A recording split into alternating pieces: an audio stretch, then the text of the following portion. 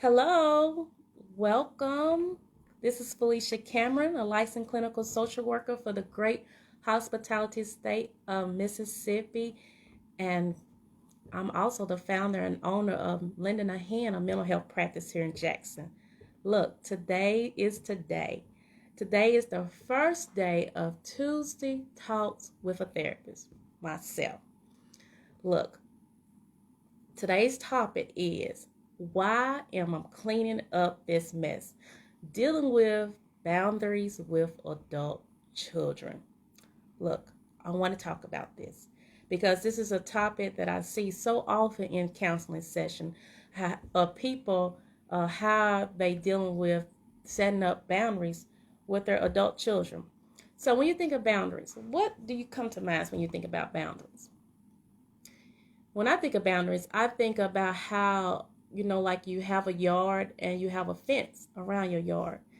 And around that fence is a boundary. So you're protecting your property. This is your spot. But also, you know where the neighbor's property is. And there's certain things that you allow in your spot or your home within the side of your boundaries. And there's certain things you don't want to allow. And so setting boundaries is about you.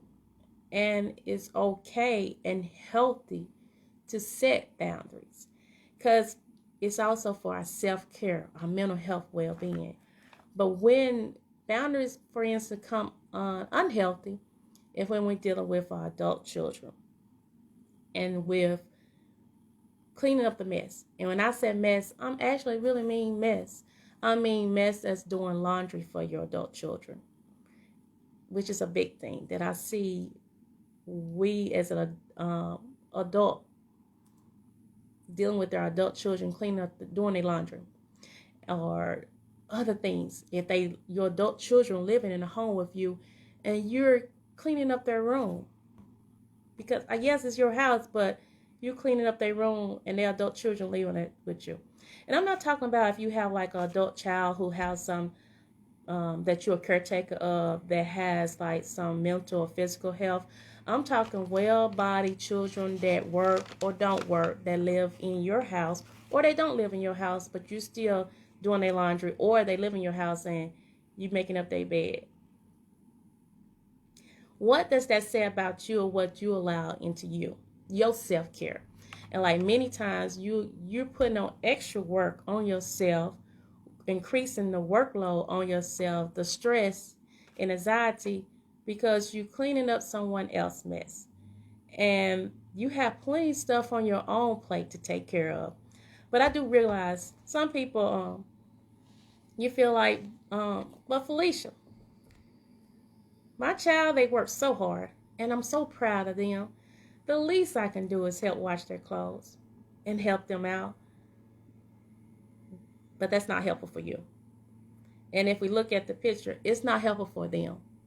And it's not helpful for them going forth whenever they decide to get married or whoever they decide to date and partner. It's not helpful for them or you when you do that.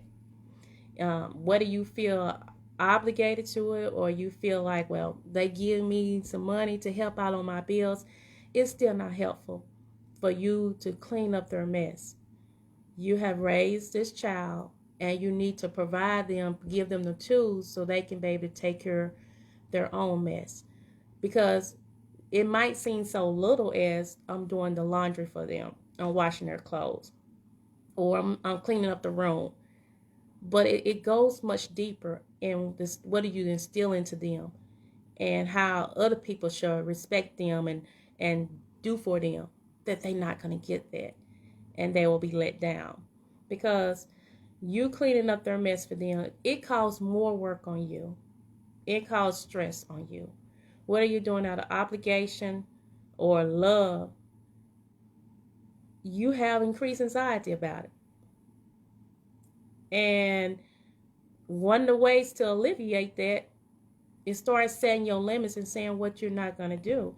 And being assertive and saying a big word, no. No. And it's okay. And it's okay saying no. And it's okay with teaching people how they can clean their own mess. And it's okay setting clear boundaries of what you're going to allow in your house if they are staying in your house. You know, that you have rules that you have your house clean. But I'm not going in your room and cleaning your room up. You old enough to clean your own room up. If you don't have any mental health challenge or physical health challenge, you should be doing it. And it's not your job as the mom to do that. Specifically, I'm talking to moms because I see this happen a lot with the moms doing this. But it's not your job. And you're creating more work on yourself. So why are you cleaning up the mess? It's a little bit deeper than just what we're talking about now. There are some deep things inside of why you truly are doing it. So this is just part one. There will be a part two talking about why am I cleaning this mess, of also dealing with boundary setting with adult children and finances and money. There's going to be a part two. Look, I'm going to pause for a moment and change the subject. I do know that Mother's Day is coming up very soon. And many times during this time, it can be very hard for an individual who no longer have their mom with them. I understand. In that same boat. So what I want to give you some coping techniques, mechanism to help you during this time. Remember your mom in a good way. If you notice, if you was with your mom and they had some health problems when they passed away, your mom does not want you to remember you that want to be remembered that way, being sick. Remember your mom in a happy way. Think of ways that you can do to honor your mom on Mother's Day, even though she's not here.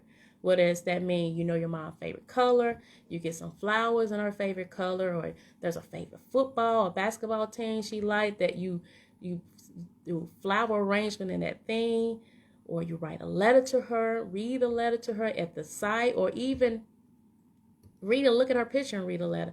But do something, a good memory to remember your mom. And yes, you will have moments where you feel upset, anger, crying. Go through your moments, but don't stay there. Okay?